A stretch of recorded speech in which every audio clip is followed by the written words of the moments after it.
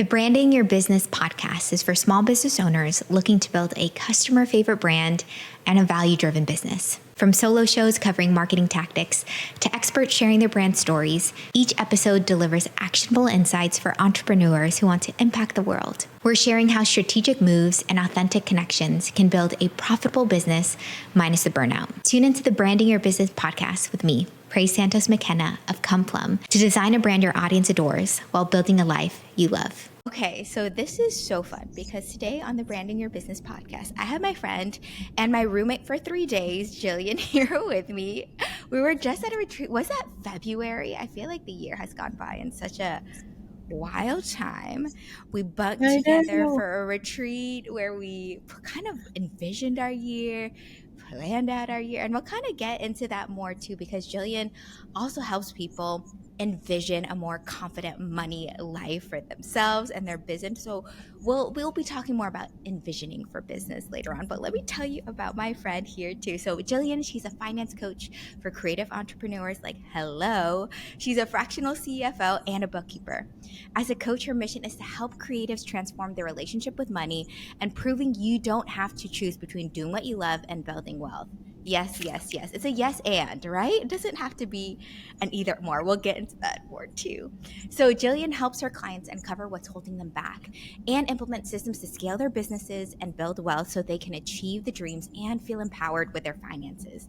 Her easygoing, shame-free way of talking about money helps people relate to a topic that often feels overwhelming. Amen and amen. This is her. This is my friend. This is the wisdom that's here on the podcast today. Jillian, it is so wonderful to have you.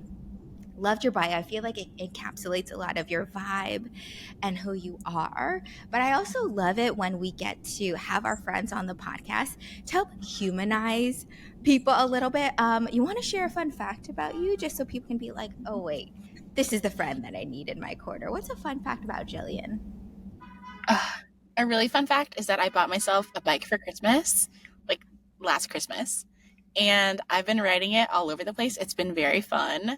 And I feel like that childlike wonder anytime I go somewhere on my bike. Like last night I took my bike to the gym and I was like, this is so fun. And like the wind was, I have very short hair, but the wind was like going through my hair. And I was like, this is like bringing back that 8-year-old energy. So that's something that's like a fun fact about me lately. I've been loving riding my bike. That is also a word that I love. I feel like we need to put into our routines things that provoke wonder. And I love that the bike was like a one-time gift that keeps on giving. Yeah, absolutely. It was on my buy list too for a while. And I was like, I kind of want this, but Atlanta's really hilly, not as hilly as SF. So I will stay in my lane. But I was like, will I be able to do it? And then I did. And it's been so fun and just like paying off. That is so wonderful. Also paint a picture. Are we talking about like a roadster, like or a cruiser? Like what kind of bike is Jillian running around Atlanta in? It's a retrospec, a little plug. I love it. They're having a sale, so it was like not that expensive. I feel like in the pandemic, anything outdoorsy like tripled in price. So like in 2020, they were like $3,000, but this was like 800. So it was like way more affordable, like definitely in my price range. And I love it. So it has like a little like motor to get you going, or like on those big hills when I'm like sweating my ass off. But yes, it's that's been real. Use code Jillian. Like I don't know if you're an affiliate. I know. I'm like, send me some money. But no, I've been recommending them to everyone because it's a nice bike. It works well, and it like gets me ready to go. Yeah, e-bikes like that little jolt, right? Like you're like, I'm a super person. Like I'm a superhuman right now. I can do these hills. Watch out, world. I love that. And I love that this is check out my transition real quick. So that motor gives you that boost of confidence, and confidence is a thing that you're trying to teach creative entrepreneurs with their finance. What are other words that you want people to feel as they work with you with such a, like you said, like with such an overwhelming, sensitive topic and issue that we must deal with? Yeah, I feel like a lot of clients are just like afraid to look at their money or like look at their finances. They're kind of like winging it or just like checking the vibes, like checking their bank account and be like, I still have money in there. Everything's fine. But they're not really like allowing themselves to get like closer and more intimate because they're kind of afraid of what it might mean. They're afraid that it might be worse than they expect or they should be doing better. They're, it's not attached to the money directly. It's about the expectations and maybe like the story we're telling ourselves about money. And so something that I really love is like, it's kind of like in therapy as well. Like when you're like, hey, this is like a trigger, like this is something that's coming up for me. We're not like, let's dive right in and like spend 3 days digging into spreadsheets and everything you've ever spent. Like that's going to be overwhelming for you. It's like, okay, how could we like open the door? How could we like welcome this in and like baby step our way there? Because then that's going to lead you to have like a better relationship with money overall, instead of me just like throwing you into the deep end of the pool, you know? We're chilling in the hot tub and then we'll like Yeah. make our way over. Yeah, you're like, I'm your host. Like, let's be hospitable. Just come to the front door. Let's decide if we like that first, and then ease our way in. That's huge, because I do think that's maybe a creative's high, raising my hand. Like, where's fear? Like, oh my gosh, we're gonna dive deep. We're gonna get lost in spreadsheets. I'm not gonna know how to answer this person's questions, and it's almost the anticipation of how is this going to be, even before you even start, can feel so overwhelming. So having someone like you could just like, hey, I know that this often happens. Let me just like guide you safely and gently through the process. I think that's something so special. You do have a gift if you're able to make people feel safe like that. I thank you for your service, Jillian. Oh my God, I Truly. love it. I think it's so important too, because I think a lot of people have the opposite experience of like the Dave Ramsey, or you like talk to an accountant who's like, you need this, this, and this, and like send it to me, or like send an email, and like that's kind of the end of your interaction. Or like maybe like your dad or someone in your life is like, you should have this together, and you're like, I don't have it together, so like where am I supposed to go from there? So it's so nice to give people like an alternative of like, it doesn't have to be this like harsh get all your numbers spreadsheet thing. Like we can make it work for you and your brain and your nervous system, so that it's something that you'll actually keep up with, instead of like continuing to have this like tough relationship with. Which is huge too, because what you're saying, what I'm hearing too, and this is what we also love, even though this is the Branding Your Business podcast. Yes, we're focusing on branding and business. I love focusing on the whole person, as we're building businesses and we're building lives too. And what you're telling me, it's not just finances, it's also kind of going to the stories we're telling ourselves and our past traumas, the stories that we grew up with too around money. So it's so much more than just numbers. It's also unearthing a few of those things that have shaped our experiences and our stories. How does one, if one doesn't get the privilege to work one-on-one with you, Jillian, how can someone do that for themselves and like gently unearth some of these money stories they've grown up with? Yeah. One of my favorite exercises to do is like think of, and again, like try to do it when you're in like a cool, calm, relaxed space, because again, like we don't want to do this right after we paid our tax bill and we're feeling very like heightened around money. But like think of a couple stories around money from your childhood or like adolescence. So like when you got your first allowance, or like when you got your first job, or maybe you like saved up and bought your own first bike, you know, or something along those lines. Think of like a couple of like those stories from money from your childhood or adolescence, and then like start to like pick them apart a little bit of like, what are the like stories that you got from that? Was it like, I got my first allowance and then I spent it all on candy the next day, and my mom said that money was burning a hole in my pocket, and I internalized that? Or I got my first job and I was so proud because like I never, you know, I wasn't able to have money before, but now I'm so like, it was so precious to me. I just want to hold on to it and save every bit and not spend any of it because I'm afraid something's going to come take it away, right? Like you can kind of start to like unpack those stories. And I usually say like lead with like 2 or 3. This is not about unpacking your entire childhood. It's not about writing a novel. It's about like, what are those top couple stories? Because you'll notice like the ones that you remember are usually the ones that were significant, that you pulled a story out of, that you like notice something, or like maybe you notice your parents fighting about money and you're like, oh, this is scary. I don't like this. And you kind of internalize it. And so I think that's a good way to like get familiar with like the ways that like your behavior around money now is tied to things that happen to you, and it's not so personal, right? I think sometimes when we can think, oh, I behave this way around money and it's because I'm wrong or dumb or I don't know what to do. But like when you look back at those stories, it's so easy to say like, oh, I was a baby, you know, I was just like a little person or a young person trying to figure out how to do things with money. And, you know, those tools, the way I've been behaving with money, the way I've been interacting with it has served me up until now, but I don't want to continue those things anymore. Or those things are still serving me, but I'm going to change them up a little bit so they continue to serve where I want to go. And I think that kind of helps take some of the like guilt and shame out of it so that you can look at it again in kind of a depersonalized way. Yeah, that's huge because it's not so much we are wrong or like a character flaw that we have, but taking the time when we're in a safe place already to look back and give ourselves a lot of grace. I feel like we do this so easily with our friends and the people we love of like, oh yeah, that was an experience they had, or someone close to them told them that's why they believe this, not that they are wrong or they are bad with money. It's not a defining thing. We have so much grace for other people. But when it comes to ourselves, we immediately shame ourselves like, oh, it's me. I am bad with this. I'm not good with this. Instead of like, oh, wait. Like, oh, as a child of immigrant parents who were just trying to make it in the United States, money was really tight and that transferred to me. And so that's why I'm afraid to get close to money too. Like, why don't we give ourselves that grace? And this is just an encouragement of even I'm just raising my hand that it's taken me years to be able to have conversations about money with my friends and trying to understand the way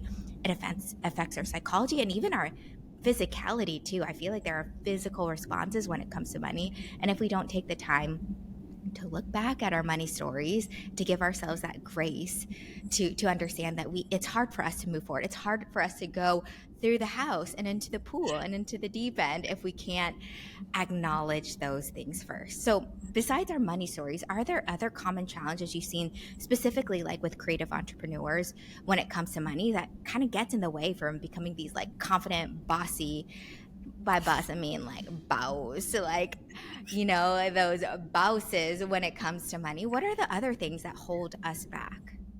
Yeah, I think generally a lot of people just don't have like money systems that work for them. So like you might get started, I think people just like anything in business, like when you first get started, you're like, I'm so excited. This is amazing. I can't wait to start selling my work or start selling my creativity or start working with people. And you kind of just like bump into frustrations or challenges and you're like, oh, I need a system here, or oh, I need to improve this there. But I think a lot of people, because of like how tense money can feel for them, don't build in those financial systems. So maybe you're working with an accountant who sends you financial statements every month, but you're not really looking at them. You don't really know what it means. You're kind of afraid to ask at this point because she's been sending them to you for a year and you're supposed to think, you're supposed to know what they mean, but you don't. That's like a great example. Or you have like cash flow roller coaster, right? So like maybe your summers are really busy and you're like doing markets, you're selling a bunch, you're like very excited, lots of money's coming in, but then like the winters are really slow and you feel nervous about it, but you're not really sure how to like save for those times or like bump up your revenue during those times. And so what kind of happens is you're like excited in the summer, you're like, I'm bringing in all this money, but then like in the back of your mind or like kind of creeping over your shoulders, kind of how I imagine it is like, but winter is coming, it's like the like little ghost over your shoulder and it just leads to so much anxiety.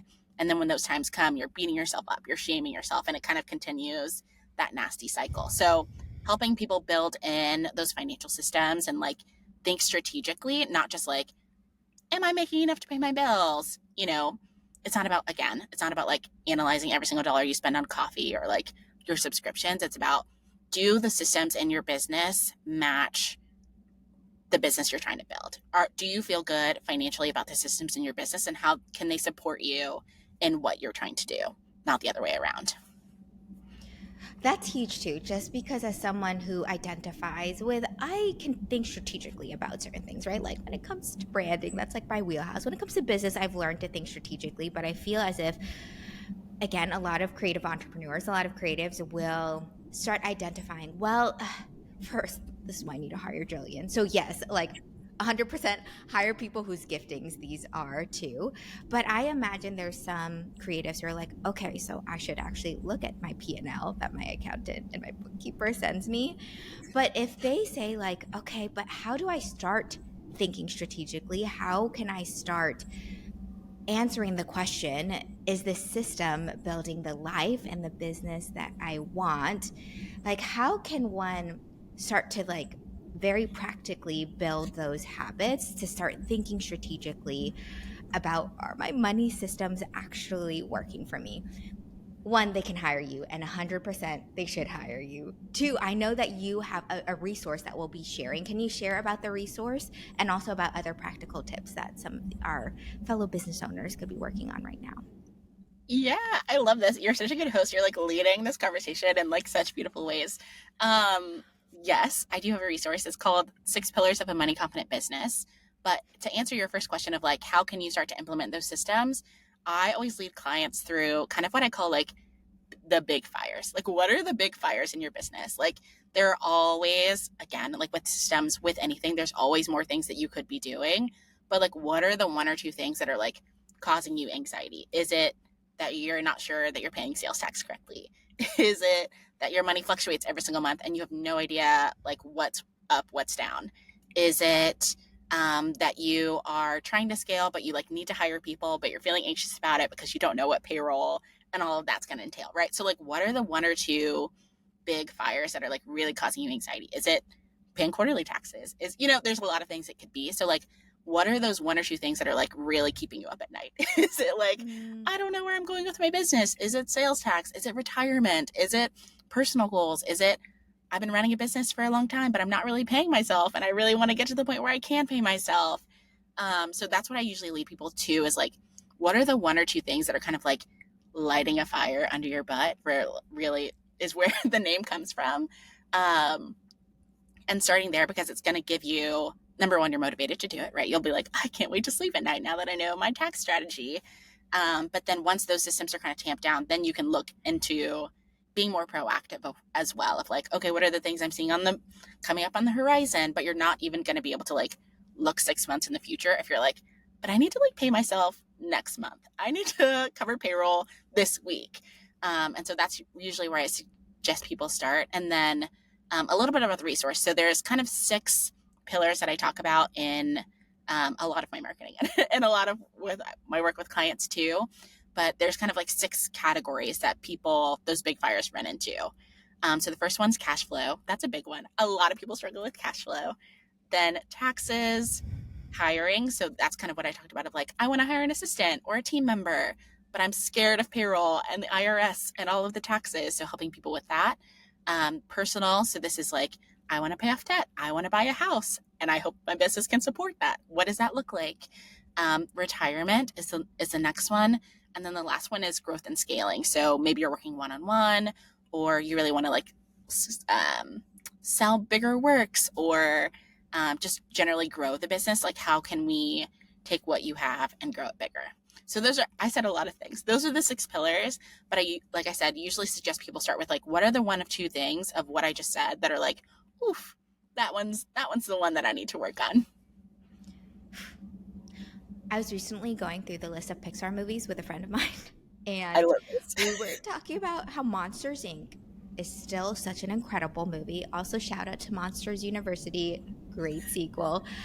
I'm going somewhere with this, but in that, if you remember Monsters Inc., Boo was really scared of this one monster, but once she like encountered it, she became less scared of it. And I feel like that's transition. The way with money is that the things that keep us up at night, I know, raising my hand, hopefully this feels empathetic for those listening, I would just like be scared of it and avoid it and like tamper it down. Like I'm just not going to think about it and then it's going to go away. That's not actually how it goes away. Naming it and facing it is a way to be strong like little Boo and start to face the fear. And so we can get help. So we can download resources like yours and be like, okay, I do have a cash flow problem. I know for us as a business, Q1 was always slow and it caused me so much anxiety and it was so hard for me to voice it and to name it. But once I named it, I could like, okay, I can 1, get help with it. And then 2, of course, the strategy for that is just saving throughout the year for our slower times.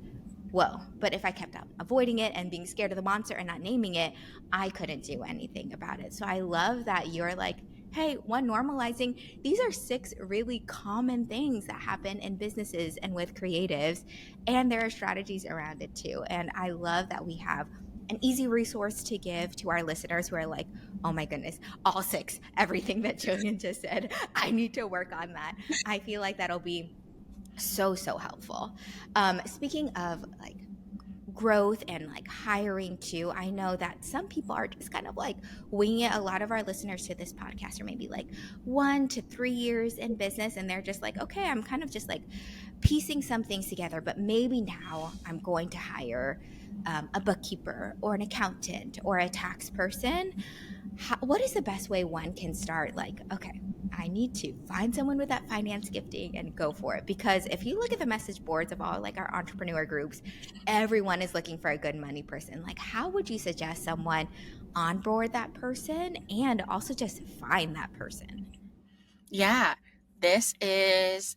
I love that you said all the like discussion boards are like, where can I find a great accountant? It is a common thing, right? Because a lot of accountants, like, the stereotypes are true. Unfortunately, there are a lot of like old white dudes in an office who like email you once a year, and that's kind of it, right? Like, you're looking for someone who's like, I need a little bit more support, especially if you're like, I've been avoiding money and I want to be more familiar with it, but I'm also a little scared and I need someone to like hold my hand a little bit. So referrals is always like what I tell people to go to first. So like, and especially referrals because, in creative businesses, there's not a lot of accountants who have experience with creative businesses. They run differently than a brick and mortar. They run differently than an agency. They run differently than a construction firm. And so you want someone who can kind of speak the language that you're speaking when you're talking about going to markets or travel, or you booked an international wedding. What are the tax implications of that? You don't need someone who's like scratching their head and being like, I don't know what to tell you. You need someone who has that kind of experience. So reaching out to people in your network who you love, who are doing similar work, and be like, who are you working with? Is a great place to start. I also personally, if you need help with that, keep a list of what I call badass accountants. I'm more than happy to connect you to the people that I know and that I love, because it is so rare to find someone who, again, has that experience with creatives and is not going to talk down to you or just email you your reports and be like, all right, good luck. You need someone who's going to be a little bit more, have that relationship, because I know creatives are so relationship minded. It's so important to have an accountant who values that as well. Especially with something that hits so close to home too, it's hiring someone to tell, it feels like, your secrets to. And so Yeah, you need a baddie and not someone who feels judgy. And so I like your BAA, your badass accountants list. We're gonna have I love to that like name. tell someone to reach out to you, DM Jillian for those BAAs. I know I had to go through a few iterations to find the right one. And I will say, just your magic sauce, we have a great like bookkeeping and accounting team, but I've also advised them what they actually need. And the missing piece is what you do too. It's really getting into like the psychology, hand holding, even helping someone understand like, oh, thanks for delivering my P&L. Okay, now what? We also need to be able to have a guide, a coach, a hero to come alongside us to be like, okay, and now this is how we can start thinking about it. I think this is something big and something huge. I also feel like we just need a coach to be able to tell us like, hey, you're doing fine. Have a little fun. Buy that bike, like find the things that also bring you joy too. And I feel like even with your bike example, that's such a good example of like, hey, this is how we as business owners can start doing that. Like, tell us, Jillian, like lead by example. How else are we treating yourself? Like, what else are we doing? This is my favorite question. I was just talking about this on my stories last week. I just bought from my friend Ashley Tribute the biggest piece of art I've ever collected. I'm very, very excited about it. Like, backing all the way up. So I spend a lot of money every year. Again, money is powerful. And I think it's so closely tied to your values. My values being like authenticity, adventure, generosity is a huge one, community is a huge one. And so, as my values, I spend a lot of money on travel, I spend a lot of money on my community. I just joined a new gym in my community. I'm always looking to support small businesses in my community. I love spending money on art. I love spending money on just like giving money to people who are underserved, under supported in our community. So artists, musicians, creatives, ceramicists. Like, I love that so much. And so those, I'd say, like, those are the things. Coaching, that's another one. I am a coach, but I love to be coached. And so I spend my money again in those areas because it feels like an embodiment of my values. Like I said, I just bought this. It's huge and it's beautiful. It's like 4 foot by 5 foot. I probably got those dimensions totally wrong. Ashley, if you hear this, I'm sorry. But I'm very excited, and it's going to go in my office. I'm repainting it, and I'm like, so I cried a little bit when I got it, because to me, it's so powerful to be able to spend big money on art and to support an artist that I love, that I admire in a big way. And like, so I don't know, I'm not going to cry about it right now, but like, that is a good example of like all the things I treat myself with. Just know, on this podcast, we can feel however we need to feel, okay? So if you need to cry about it, especially when we're crying too, like, what a joy to cry out of something so beautiful. And I love that you talked about values, because values is actually what branding is. It's aligning our business to what's important to us. And that can, in the more traditional sense of the term, our values can align with what aesthetically our businesses look like, right? Like online and our logo, etc. But especially with how we experience our business, right? If our business also wants to be authentic, wants to be adventurous, anytime someone interacts with us, we hope that they feel that too. We hope that as they're doing, I love that you do like small retreats with folks, that they can feel like adventurous and authentic about their money, even in those interactions.